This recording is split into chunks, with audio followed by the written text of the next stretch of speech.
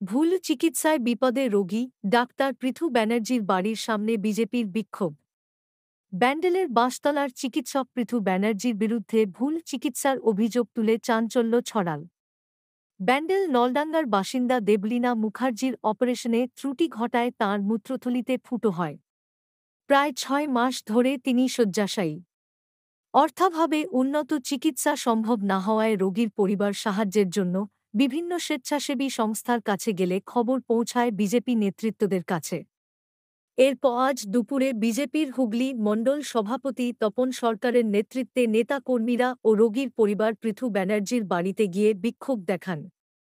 চুঁচুড়া থানার পুলিশ ঘটনাস্থলে পৌঁছায়।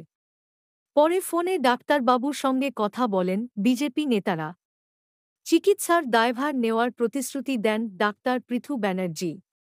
এরপর বিক্ষোভ প্রত্যাহার করা হয়।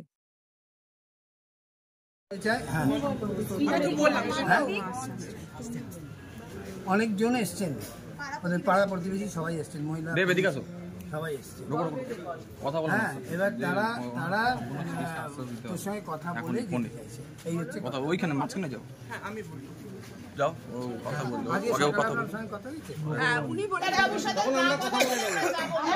আমরা বসছি, ডাক্তার বাবু আসবে তারপরে আমরা বাড়িতে রয়েছে। উনি কল করছেন না, মানে বাড়িতে রয়েছে, নালে উনি কল করতেন। আপনার বাড়িতে কেউ যদি আসে আপনি ফোন করবেন না, আমরা শুনতে চাই। উনি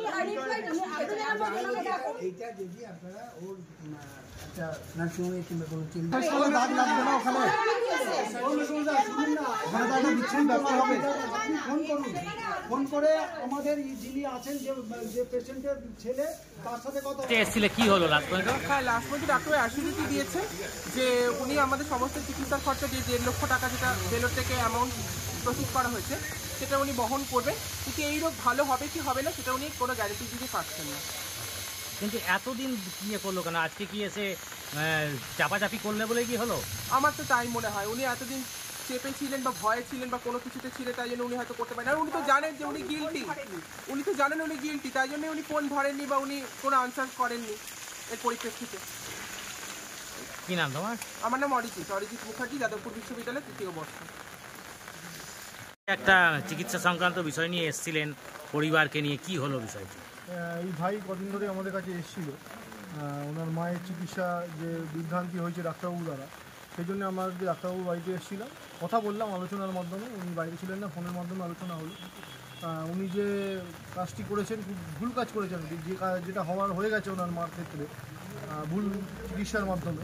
তো কিন্তু তিনি এখন অ্যাসিওর করেছেন যে যে খরচাটা হবে সেটা দায়ভার তো উনি নেবেন।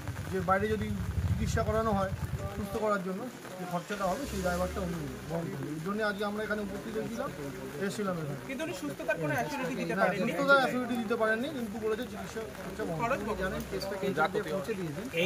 এই ছেলেটি মায়ের জন্য তো এতদিন ডাক্তারবাবুর কাছে এসেছিল, কোনো পাত্তাই দেয়নি। আজকে কি আপনারা একত্রিত হয়ে এসেছিলেন বলে? পাড়া প্রতিবেশী হিসেবে একত্রিত হয়ে আমরা এখানে উপস্থিত হয়েছিলাম, যাতে মানবিক আবেদনের জন্য যেটা হওয়ার সেটা হয়ে গেছে। মহিলা বা দিদিভাই ওনার যেটা ক্ষতি হওয়ার সেটা হয়ে গেছে, কিন্তু এখন আমরা অনেক বলায় তিনি আগ্রহ প্রকাশ করেছেন যে খরচা বহন করে তিনি যথাযথ